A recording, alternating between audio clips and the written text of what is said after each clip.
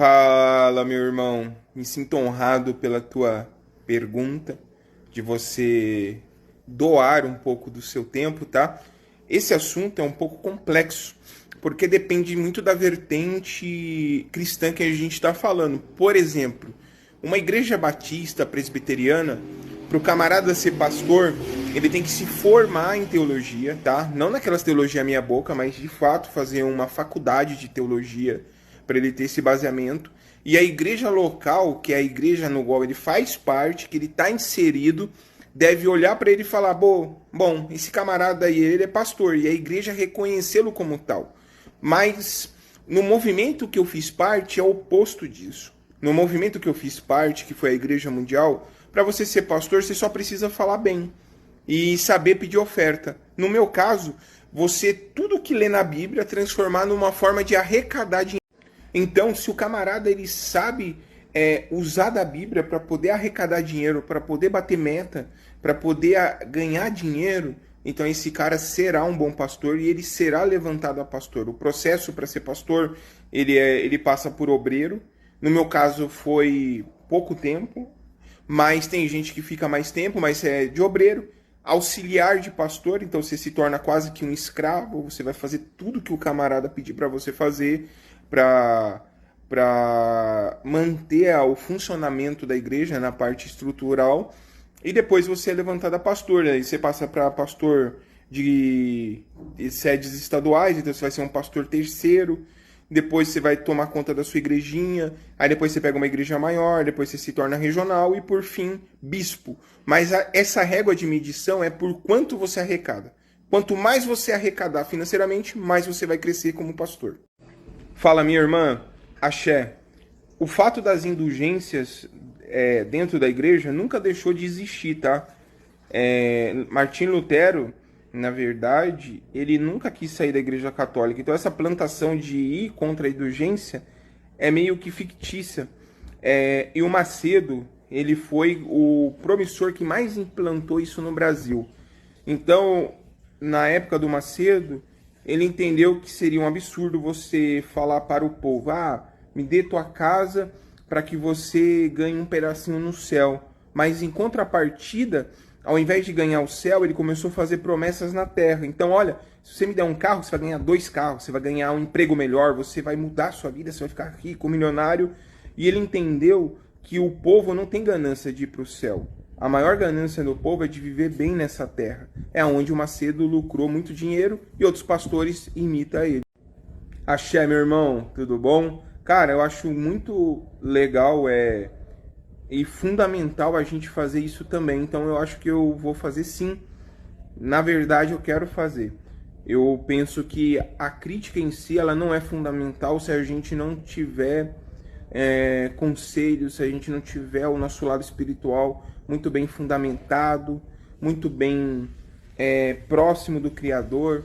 Então uma das formas muito importantes é trazer conselhos, reflexões. Eu acho importante e eu quero fazer isso. Quem sabe toda segunda-feira aí eu lance uma curta aqui no Instagram para a gente trazer conselhos e reflexões para que a gente tenha uma semana bem positiva. Obrigado, meu irmão. Na igreja que eu fiz parte, que é a Igreja Mundial, ela é muito parecida com a Igreja Universal. E as metas funcionam da seguinte forma: é medido pelo tamanho da igreja, pelos membros que frequentam. Por exemplo, uma igreja que ela tem 80 pessoas, que está num bairro classe média, numa cidade mais próxima da capital, ela vai custar uma média por mês da igreja, de 30 a 50 mil reais. Então, esse pastor que for direcionado para esse local, ele todo mês, de uma forma religiosa, terá que arrecadar desse valor de 30 a 50 mil reais, dependendo da igreja onde ele está. Se ele arrecadar mais, ele vai começar a ser bem visto pela direção da igreja, pelo bispo estadual, pelo regional, e ele vai poder pegar igrejas maiores. Se ele não bater a meta, ele vai se lascar, vai perder, vai virar auxiliar, até sair de pastor. Eu entendo o seu questionamento, tá? Na Mundial, eu era um pastor conhecido que eu falava muito sobre salvação. Porque uma das reuniões que eu mais gostava de fazer eram as reuniões de quarta-feira. Que lá, na Mundial, também é batizada como reunião da busca do Espírito Santo. Então é uma reunião mais preparada para a gente falar do lado espiritual, da salvação, etc. Mas por que falar da salvação? Para doutrinar. Porque se eu te colocar o medo do inferno, você vai começar a se afirmar mais no âmbito religioso. E quanto mais vezes você se for para a igreja, e quanto mais firme você tiver, mais disposto você vai estar para ouvir os meus conselhos. E quanto mais você me ouvir, sabe o que vai acontecer? Sabe? Mais dinheiro você vai dar na igreja. Então, esse é o motivo de se falar muito de salvação dentro do neopentecostal, que é universal, mundial e graça. Porque a minha vida mudou depois que eu conheci a Umbanda. Pensa comigo, todo padre é pedófilo? Hã? Todo político é corrupto?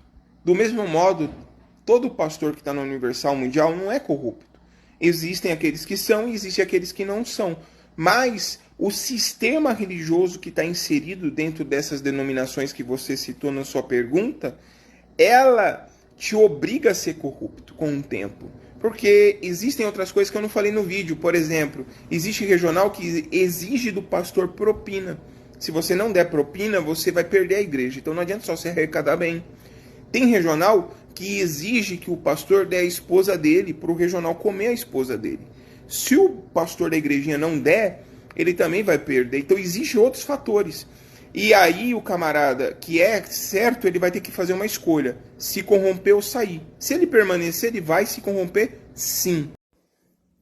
Evidentemente, eu achei muito triste o caso do Dalai Lama. É importantíssimo a gente compreender que as crianças são puras, inocentes e não devem ser tocadas sob nenhuma hipótese. E isso também traz uma reflexão da gente tomar muito cuidado de quem a gente idolatra, tá? Mas eu vi seu perfil e eu vi que você é da Igreja Batista.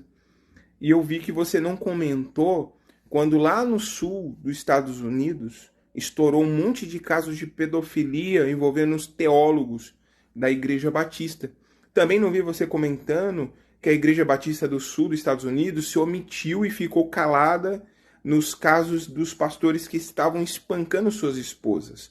Então, eu acho que quando a gente for falar de algo, a gente tem que falar como um todo e não omitir aquilo que a gente acredita para condenar os outros, beleza? Mas é isso que eu acho, criança não se toca.